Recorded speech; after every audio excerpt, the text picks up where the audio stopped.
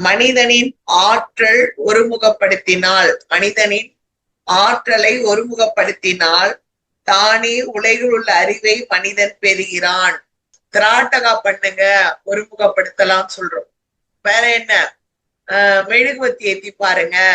இதுல ஜாதி மதம்லாம் ஒண்ணுமே கிடையாது. மெழுகுவத்தி ஏத்தி பாருங்க, ஊதுவத்தி பாருங்க. இல்ல எனக்கு அதெல்லாம் கூட கவனம் வராதுமா, கண்ணாடியில அவங்க கண்ணை நேரா பாருங்க. இப்படி எதையோ ஒண்ணு பார்க்கும் பொழுது நம்ம மனம் ஒருமுகப்படும். மனம் ஒருமுகப்பட்டால் என்ன நடக்கும்? ஒரு முகம் அப்படிங்கிறது உத்ராட்சத்துக்கு ஒரு முகம் இருக்கு. அது இருக்கிறதுலே விலை உயர்ந்தது. இது சிவபெருமானுடைய 3வது கண்ணுதான் ஒரு முகமாக மாறியது. அந்த மாதிரி இறை சக்தி ஆற்றல் குவியறதுக்கு ஒரு முகம் வேணும். சமைக்கிறோம்னா கூட ஒரு பாத்திரம் வேணும். அதுக்குள்ள நீரை நீர் ஒப்பிட்டு அதுக்கப்புறம் மிளகா தனியா அப்புறம் புளி கரைச்சி ஊத்துறதுக்கெல்லாம் ஒரு ஒரு குண்டை வேணும். அப்படிதான் அப்ப இருந்தாலும் அந்த குழம்பு அள்ளி எடுத்து ஊத்துறதுக்கு. அப்ப அது ஒரு பானையா இருந்தால் மட்டும்தான் அதுல ஒரு குழம்பையோ சோறையோ நம்ம செய்ய முடியும். அப்போ ஒரு முகமாக நம் எண்ணம் குவிந்தால் மட்டும்தான் ஒரு சக்தியை பெற முடியும், இல்லைன்னா பெற முடியாது. அததான் சொல்றாரு, மனதின் ஆற்றல்களை எல்லாம் ஒருமுகப்படுத்தியதால் தானே உலகின் அறிவை மனிதன் பெற்றான். சித்தர்கள் கண்ணை மூடிக்கிட்டு பொழுதன்னைக்கும் அவங்க ஒரு முகமா வச்சுட்டு ஓம் நம சிவாய் ஓம் நம சிவாய சொன்னதுனாலதான் அவங்களுக்கு எல்லா ஆற்றலும் கிடைச்சது. அங்க இந்திரலோகனா என்ன, மந்திரலோகனா என்ன, நாகலோகனா என்ன, கடலுக்குள்ள அடியில் என்ன இருக்குதெல்லாம் கண்டுபிடிச்சாங்க. இல்லைன்னா கண்டுபிடிச்சிருக்க மாட்டாங்க. அப்போ மனிதன் மனதின் ஆற்றல் எல்லையே இல்லை. மனிதனுக்கு மனதின் ஆற்றல் எல்லையே இல்லை அப்படி சொல்றார். ஏன் எல்லை இல்லைன்னு சொல்றார் அப்படின்னா, மனிதனோட ஆற்றலுக்கு எல்லை கிடையாது. எல்லை கட்டினா, இப்ப கடலுக்கு எல்லை கிடையாது, கரை கிடையாது. ஆனா அது கரை ஒரு அடக்கமா ஒரே பக்கம் நிக்குது. ஆனா அதே மாதிரி மனிதனோட மூச்சுக்கு இங்க அணை கிடையாது. நம்மளா இழுத்து பிடிச்சிட்டாதான் மூச்சு அடக்குறோம், இல்லைன்னா அது பாட்டு அது வந்துட்டு போயிட்டு இருக்கு. கண் பார்வை, நீ கண்ணை திறந்துகிட்டு இருந்தீங்கன்னா அது பாட்டுன்னு போயிட்டே இருக்கு. இதை பார்க்கலாமா, அதை பார்க்கலாமா, இங்க சுத்தலாமா, அங்க சுத்தலாமான்னு. அப்போ இதுங்களுக்கு எல்லாம் ஒரு கரை கிடையாது. ஆனா கண்ணை மூடி தூங்கினா கரை கண்ணை மூடிக்குது. ஆனா அப்பவும் என்ன பண்ணுது, வாய் மூடிக்குது. ஆனா மூக்கு 2 துவாரத்துக்கு கரை கிடையாது, காது 2த்துக்கு கரை கிடையாது, அடைச்சுக்கல. நம்மளா குளிர்காலத்துல பஞ்சு வச்சு அடிச்சுக்கிறோம். அப்போ அதுக்கு கிடையாது, அடப்பு கிடையாது. யூரின் வர சிம்டம் வந்ததுன்னா யூரின் போறோம். பெண்களுக்கு குழந்தை பிறக்கிற அந்த சிம்டம் இடுப்பலி எடுத்தாதான் அது வாய் திறக்குது. அப்போ எல்லாத்துக்குமே ஒரு கரை இருந்தாலும் 2 நாசிக்கு கரை இல்லை, கடலுக்கு கரை இல்லை. கரை இருக்கு அப்படின்றோம், ஆனால அணை கட்டி தடுக்கிற அளவுக்கு வெள்ளம் புரண்டு போற அளவுக்கு அதுக்கு கடலுக்கு கரையை கட்டல. அது மாதிரிதான் மனிதனின் ஆற்றல் மனதின் ஆற்றலுக்கு எல்லை கிடையாது. அந்த மனதின் ஆற்றலை கொண்டு அவன் இன்னைக்கு கம்ப்யூட்டரை ரெடி பண்ணியிருக்கிறான். இப்ப எங்க இருந்தோ நீ பாக்குற கண்மணி எங்க இருந்தோ என்ன பாக்குறா, நான் இங்க உட்கார்ந்து இருக்கேன் சென்னையில. அப்ப அவனோட மனிதனோட ஆற்றல் தானே அது. இப்ப இன்னும் எதேதோ வந்திருக்கு, எத்தனையோ இதை விட இன்னும் பெருசு பெருசா வந்திருக்கு. அப்ப இத்தனை ஆற்றல்களையும் யாருக்குள்ள இருக்குன்னா மனிதனுக்குள்ள இருக்கு. அப்ப இந்த மனிதனின் இவ்வளவு மூளைக்குள்ள இவ்வளவு பெரிய மகா சக்தி இருக்குன்னா அப்ப அவன் எத்தனை பெரிய ஆற்றல்களை படைக்கலாம், எத்தனை நல்லதை செய்யலாம், எந்த அளவுக்கு அவன் ஒழுக்க நிலையில் வாழ்ந்து தன் மனதை ஒருமுகப்படுத்தி அவன் எண்ணம் கோடீஸ்வரன் ஆக வேண்டும் என்று நினைத்தால் ஆகலாமா வேணாமா, ஆகிடலாம். மந்திர ஜாலமாக அன்னைக்கு என்ன சொன்னாங்க, மந்திர இந்திர ஜாலங்கள் அடங்கிய ஒரு மாயாஜால விளக்கு இருந்தது, அது தேய்ச்சா பூதம் வந்தது, அதுல இருந்து எல்லாம் கொடுத்தாங்க. நம்ம மனமே மாயாஜாலத்திற்கு உண்டான மாய சக்திகள் எது கொடுத்தாலும் கற்பக விருட்சம் மாதிரி கிடைக்கக்கூடிய ஒரு சக்திகள் உண்டு. அந்த சக்திகளை வாங்க வேண்டும் என்றால் விடிய கால 3 to 6 மணி வரைக்கும் எவன் ஒருத்தர் ஒரு முகமா ஒரே நிலையில இருந்து தியானம் பண்ணி எது வேணுமோ கிடைக்கணுமோ கிடைக்கும். அப்ப அது கிடைக்கிறதுக்கு பாடுபடுறதுக்கு யாருக்கும் என்ன பண்ணல, இப்போ நேரம் இல்லை.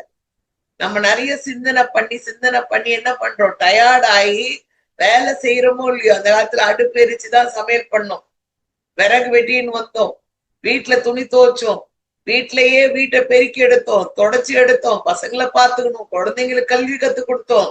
எல்லாமே இந்த ஒரு பெண் தான் செஞ்சா. இது பத்தாதுன்னு இரவுல கணவனுக்கு மனைவியாக வாழ்ந்தார். நல்ல மாமனார் மாமியாருக்கு பணிவிடை செய்யும் வேலைக்காரியாகவும் இருந்தா. அப்ப இந்த 10 வேலை செய்யக்கூடிய ஒரே ஒரு பெண் தான் இருந்தா. அப்ப அவளுக்கு மனதிலையும் ஆற்றல் இருந்தது, உடல்லையும் ஆற்றல் இருந்தது. இப்ப இருக்கிறதுங்கெல்லாம் ஒரு ரசம் வச்சு ஒரு காய் வச்சு அப்படி கீஞ்சிச்சு, உடம்பு முடிவே இல்லை. இத்தனைக்கு அவங்களுக்கு சாமந்தை கால் இருக்கும், வீட்டை பேருக்கு ஆள் இருக்கும். இதுக்கு நடுப்புற நம்ம என்ன பண்ணுவோம், வேலைக்கு போகணும். வேலைக்கு போய் அங்க சம்பாதிக்கணும், அங்க இருக்கிற 80 பசங்களுக்கு பாடம் சொல்லி கொடுக்கணும், அங்க மேல் அதிகாரிகளுக்கு பதில் சொல்லணும். அப்ப இந்த ஒரு பெண் தான் எல்லா வேலையும் செய்யறா. இன்னைக்கு இந்த பெண்ணால இப்ப இருக்கிற காலகட்டத்துல ஒரு பெண் வேலை செய்ய முடியல. வீட்டுக்கு சமைக்கிறதுக்கு ஒரு ஆளு, மேல் வேலை செய்ய ஒரு ஆளு இல்ல, காலை பிடிச்சு ஒரு ஆளு, எண்ணெய் தேக்க ஒரு ஆளுன்ற மாதிரி ஆட்களை நியமிக்க உனக்கு வியாதிகள் பெருகுதே தவிர நிறைவு இல்லை. அப்ப அங்க எங்க நிறைவு இல்லாம இருக்குன்னா, மனம் நிறையவில்லை, மனம் பக்குவ நிலை அடையவில்லை, மனதில் ஆற்றல் இல்லை, மனதில் வலிமை இல்லை, மனதில் சக்தி இல்லை, மனதில் இயலாமை. அப்ப அந்த இயலாமை வரும்பொழுது முன்னால் நம்மளால செய்ய முடியலப்பா, ஒரு வீட்டை பெருக்கி தொடங்கிறதுக்கு ஒரு ஆளை வச்சிர. அப்ப உன் மனதின் இயலாமை தான் இத்தனை ஆட்கள் தேவைப்படுகிறது. உன்னோட மனதின் இயலாமை தான் நோய் வர காரணமாகிறது. மனதின் இயலாமை தான் உனக்கு யாரை பார்த்தாலும் அன்பாகவோ கருணையாகவோ பேச தெரியல. அப்ப மனதின் இயல்பு என்ன, நீ எதை போடுறியோ அது விதையுது, நீ எதை விதைக்கிறாயோ அது முளைகிறது. அவ்வளவுதான், சிம்பிள். அதான் சொல்றார் ஐயா, மனதை புறப்பொருட்களின் மீது குவிப்பது எளிது, இயல்பாக மனதின் மீது மனதை குவித்து அந்த மனதை வல்லமைப்படுத்தி வெல்ல வேண்டும் என்றால் ஒரு ஞானி என்பவன் எதை குறிக்கின்றானோ அந்த ஞானத்தை பெறுவதற்கு உண்டான நுட்ப பகுதியை அவன் அடைகிறான். மனம் உடலின் ஒரு நுண்பகுதியை ஆண்டு கொண்டு இருக்கிறது, ஆனால் அது இருட்டில் தான் இருக்கிறதே தவிர ஒளியில் இல்லை. ஆனால் இருட்டில் இருந்து கொண்டு உலகை ஒரு சுற்றுகிறது. ஆனாலும் அதற்கு தேவையான பார்வை இந்த பஞ்ச இந்திரியங்கள் மூலமாக செயல்பாட்டை அறிந்து கொள்கிறது. பஞ்ச இந்திரியங்களின் செயல்பாட்டை நிறுத்தினால் அதனுடைய ஆட்டம் அடங்கிவிடும். அதனாலதான் கண்ணை மூடு என்ன சொல்றாங்க, கண்ணை மூடிக்கொள், உள்ளுக்குள்ளே பாரு, கண்ணை மூடு அப்படி சொல்றோம். கண்ணை மூடி உள்ளவே பாரு. சிவாயன ஓ சிவாயன ஓ சிவா. எவ்வளவு நேரம் சொல்லுவோம், கொஞ்ச நேரம் தான் சொல்ல முடியும், அப்புறம் சொல்ல முடியாது. அப்புறம் என்ன ஆயிடும், அது ஒரு பக்கம் அடங்கிடும். அடங்கிட்டு என்ன பண்ணுவோம், மூச்சு மட்டும் கவனிக்கும். வரமூச்சு என்ன, புறமூச்சு என்ன, இப்படி ஒவ்வொன்றா அடங்க கண் என்ன பண்ணும், ஆட்டோமேட்டிக்கா முடிக்கும். காது என்ன பண்ணும், வெளியில வர சப்தங்க அடங்கும்.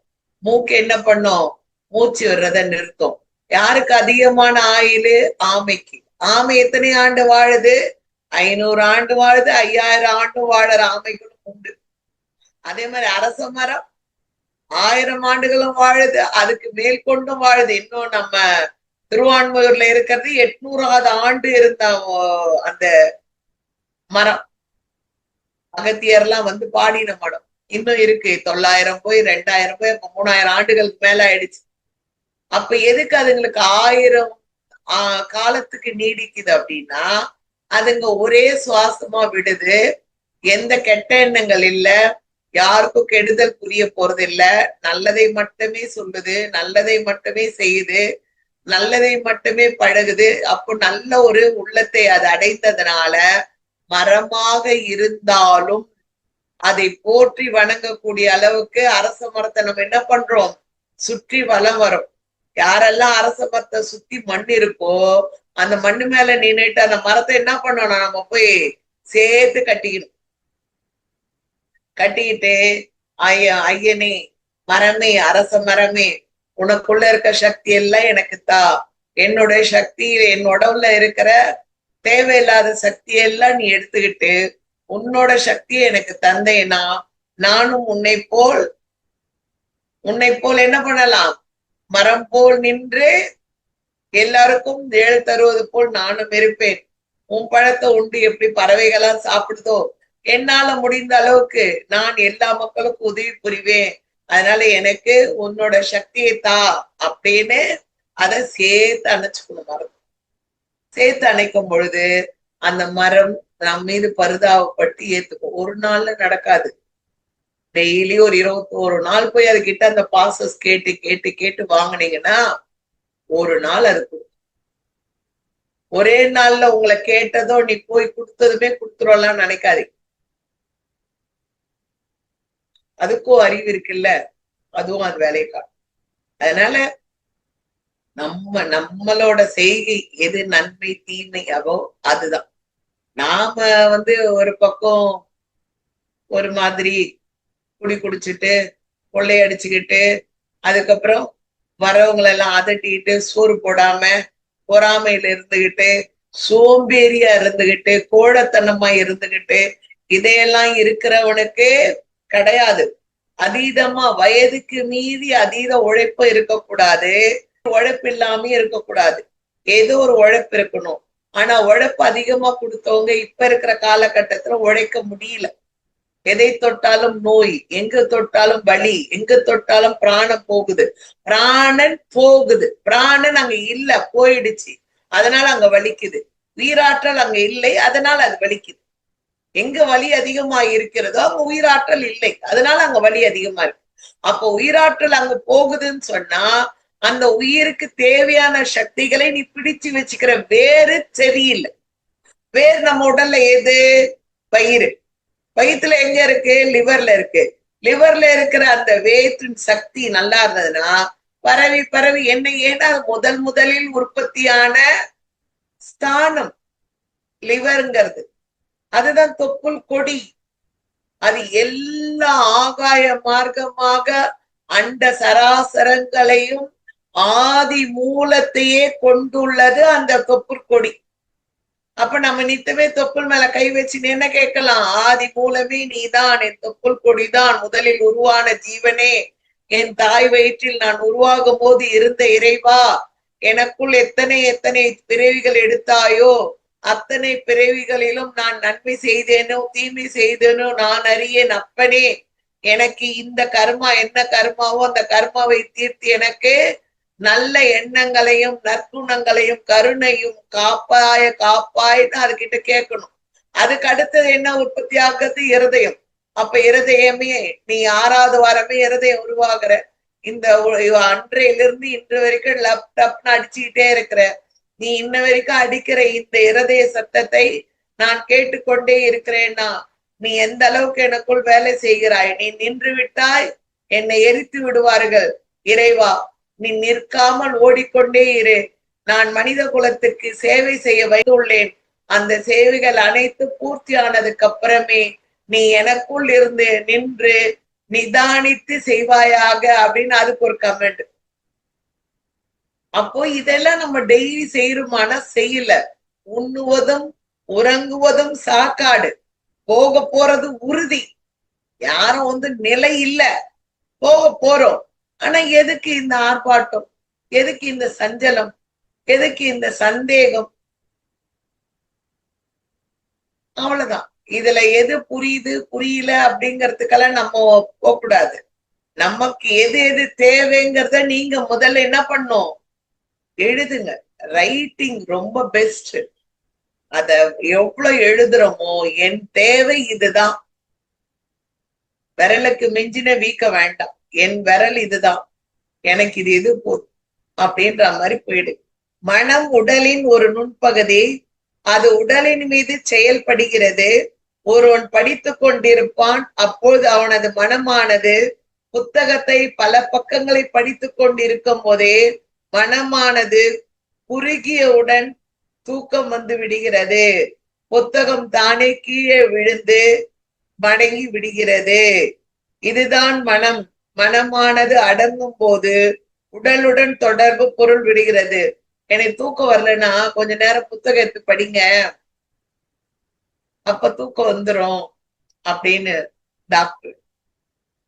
தூக்கம் வர்றதில்ல சார், கொஞ்சம் புத்தகம் எடுத்து படிங்கம்மா, படிக்கிற பழக்கம் இருந்தா தூக்கம் தன்னால. அப்போ படிக்கிற இன்ட்ரெஸ்ட் இருக்கிறவங்க, இப்ப எனக்கெல்லாம் புத்தகம் படிச்சா தூக்கம் வராது.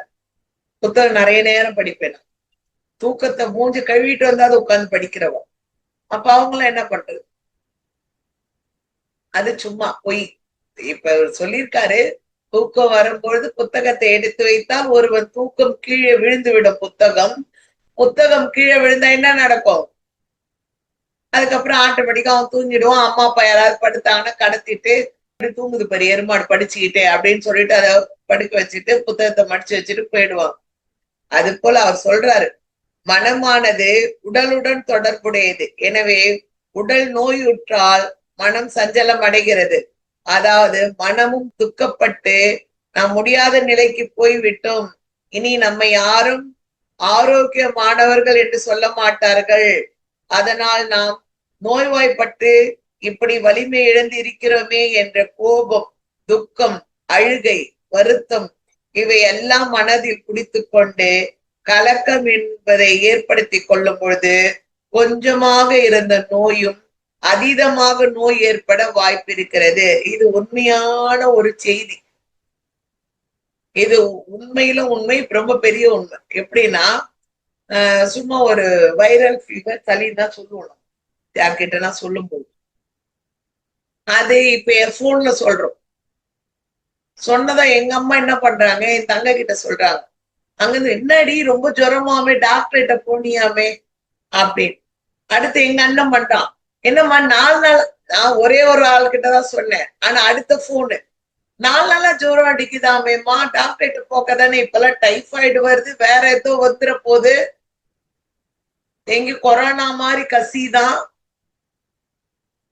அப்ப ஜுரம் அடிக்குதுன்னும் போது நம்ம என்ன பண்றோம், சொல்றோம், வாயில ருசி இல்லம்மா, ருசியா இல்ல நாக்குல, இல்லையா? அப்போ வார்த்தைகள் ஒண்ணுதான், ஆனா மாறி மாறி போகும்போது சொல்லு வரும்பொழுது பெரிய நோயாளியா ஒரு லிஸ்ட் போட்டு படுக்க வச்சிடறாங்க. அதனால யார்கிட்டயும் அதை சொல்லாதீங்க. ஏன்னா நாம எப்போதும் எந்த சூழ்நிலையில் இருப்போம் என்பது நமக்கே தெரியாது. அதனால மனம் இறை சக்தியோடு தொடர்பு கொண்டது. மனம் இறை சக்தியோடு தொடர்பு கொண்டதோடு இல்லாமல் பேர் அண்டத்தோடு தொடர்பு கொண்டது, பேர் ஒளியோடு தொடர்பு கொண்டது, இறைவனோட தொடர்பு கொண்டது, இறை ஆற்றலோடு தொடர்பு கொண்டது. அத்துடன் இல்லாமல் எல்லாத்திற்கும் மேலான தலையான பராசக்தியுடன் தொடர்பு கொண்டது. மனம் அசைந்தால் அசைந்தாடும், அசைலன்னு சொன்னா சிவம், அசைந்தால் பராசக்தி. அப்போ அசைந்தாடும் அந்த பராசக்தியோட நம்ம இருக்கணும் அப்படின்னா நம்ம என்ன பண்ணணும், வேலை கொடுத்துக்கிட்டே இருக்கணும். மூளைக்கு வேலை கொடுக்கணும், உடலுக்கு வேலை கொடுத்தால்தான். அது இப்போ 30 வயசு பசங்களாமா எனக்கு பிடிக்கவே மாட்டேங்குதுமா, எப்ப பார்த்தாலும் நோயின்றாளுங்க, எப்ப பார்த்தாலும் கை கால் வலின்றாளுங்க, எப்ப பார்த்தாலும் ஏதோ ஒரு வலி. என் வீட்டு வேலை செய்யற பாப்பா நோயோட லிஸ்ட் அப்படியே அளவு போட்டு சொல்லுவோம். அதெல்லாம் சொல்லக்கூடாது. எப்ப நீ நோயை எதிர்த்து போராட தெரியலையோ அது வர்றதுக்கு வழி விட்டுடும். இப்ப 60 வயசுல இருக்கிறவங்க சொல்றேன்னா கூட நம்ம உழைச்சிட்டு உட்கார்ந்துட்டோம் ஒரு பாகம். அப்ப உனக்கு இதெல்லாம் வருதுன்னா பேரன் பேத்தி எல்லாம் எடுத்துட்டா வருது, ஓகே. ஒண்ணுமே இல்லாத சின்ன பசங்க எங்கிருந்து வரும்? அது தப்பான ஒரு காரியம். அந்த வார்த்தைகள் அந்த அளவீடு அந்த சின்ன பசங்க சொல்றது அந்த சுறுசுறுப்பு இல்ல. என் மக கிட்ட கூட நான் சொல்றேன், என் மகளை கூட அந்த ஒரு சுறுசுறுப்பு இல்லாதனத்தை பார்க்கும்போது கோவம் வரும். என்ன சின்ன வயசு தானே, கொஞ்சம் வேலை ஒரு ஆடி ஆடி வேலை செய்யணும், அப்படியே முடியல, 9 மணி ஆயிடுச்சு தூங்கிட்டேன்னு வாங்க பாரு, இன்னுமே எனக்கு கோவம் வந்துடும். அது எங்க இருந்து வருது அந்த தூக்கம்? அது எப்படி அது அந்த அந்த அளவுக்கு உனக்கு ஆக்சிஜன் இல்லாம போயிடுது? முறையான ஒரு தியான பயிற்சி, முறையான ஒரு மூச்சு பயிற்சி இல்லைன்னா அப்ப அங்க என்ன இருக்கு? ஒண்ணு இல்ல. அப்போ நீ எப்படி 4 பேருக்கு ஒத்தாசை பண்றது, ஒத்துழைக்கிறது, உன் புள்ள குட்டியை கூட காப்பாத்துறது? அப்ப முறை ஒரு 30 வயசுக்கு வருதுன்னு சொன்னா முறைகேடான உணவு, முறைகேடான ஒழுக்க பழக்கங்கள், முறைகேடான எண்ண ஓட்டம், முறைகேடான தியானம், முறைகேடான சுவாச பயிற்சி, இந்த 5 இருந்தா மட்டும்தான் நான் 8 மணிக்கு 6 மணிக்கு பார்த்தா தூக்கம் வருது, 7 மணிக்கு பார்த்தா தூக்கம் வருதுன்றதெல்லாம் ஒரு குறிப்பிட்டது. இப்போ டாக்டர் எல்லாம் சொல்றாங்க 9 மணிக்கு படுத்துக்கோங்க, காலையில 5 மணிக்கு எழுந்துக்கோங்க. ஓகே, நாங்கெல்லாம் காலையில 5 மணிக்கு எழுந்தாலும் ராத்திரி 12க்கு தான் படுக்க முடியும். ஏன்னா நேரம் இருக்காது, வேலை சரியா இருக்கும். படுத்த திருப்பி 4 மணிக்கெல்லாம் எழுந்து ஓட்டம் நடமாதான் ஓடணும். எந்தவித டயர்டு இல்ல, ஒண்ணும் இல்ல. இத்தனை வேலையும் நாமளே தான் செய்வோம். துணியும் நாம தான் துவைக்கணும், வீட்டையும் பெருக்கணும், பசங்களையும் பார்த்துக்கணும், சோறு ஆக்கணும். இப்ப இல்ல, யார் கையிலயும் இல்ல, அந்த சுறுசுறுப்பு இல்ல, சோம்பேறி தானே இருக்கு. 2வது எதை பார்த்தாலும் ஒழுங்கினும், அப்போ ஊக்கம் இல்லை. இதுதான் காரணம். அதனால மனம் செம்மையாக வேண்டும் என்றால் உடல் சுறுசுறுப்புடன் இயங்க வேண்டும். உடல் சுறுசுறுப்புடன் இயங்கினால் மனம் ரொம்ப உற்சாகத்தோடு இயங்கும். மனம் உற்சாகத்தோடு இயங்கினால் உயிராற்றல் உற்சாகத்துடன் இருக்கும். உயிராற்றல் உற்சாகம் நிறைந்ததாக இருந்தால் சிவசக்தி கூடி நின்றுவிடும். அப்ப நீ சின்முத்திரையில் வைத்த பூஜை செய்தால் உன் தியானம் எப்படி இருக்கும்? சித்தம், சிவம் சித்தமாய் நின்றுவிடும். இந்த சிவம் சித்தமாவதற்கு மனம் ஒரு புள்ளி, மனம் இருப்பது இருட்டில், ஆனால் கொண்டு வந்து நீ வெளியில சேர்ப்பது. என் மனசே நல்ல பாவம், அது மனசு எங்கேயோ கிடக்கு, என் மனமே நல்லலங்க, அவங்க சொன்னாங்களா என் வயிறெல்லாம் கலக்கிடுச்சிங்க. அதனால மனதை எந்த இடத்துலயும் டிஸ்டர்ப் பண்ணாதீங்க. ஏன்னா மனம் கொடை வள்ளல், ஒன்றை போட்டால் 10ஆக வளரக்கூடிய ஒரு சக்தி கொண்டது. அதுகிட்ட போய் தேவையில்லாத குப்பையை கொட்டிக்கிட்டே இருந்தோம்னா போயிடும். அதனால மனம் ஞானவாள், மனம் ஞானவாள். ஞானவாள்னா என்னது? கூர்மையான ஆயுதங்களுக்கு உண்டான சக்தி நிறைந்தது மனம். அது கூர்மையான ஆயுதம் யாரிடம் இருக்கிறது? சுப்பிரமணியன் முருகனிடம் இருக்கும் வேல் போல, பராசக்தியிடம் இருக்கும் திரிசூலம் போல் ஞானமே உண்டான ஞான வேலாக திகழ்வதுதான் மனதின் கூர்மையான சக்தி. அப்ப அந்த மன சக்தியை நாம எப்படி கொண்டாடணும், எந்த மாதிரி நாம அதை வடிவமைச்சுக்கணும்ன்றது நீங்க தான் அதை எடுத்துக்கணும்.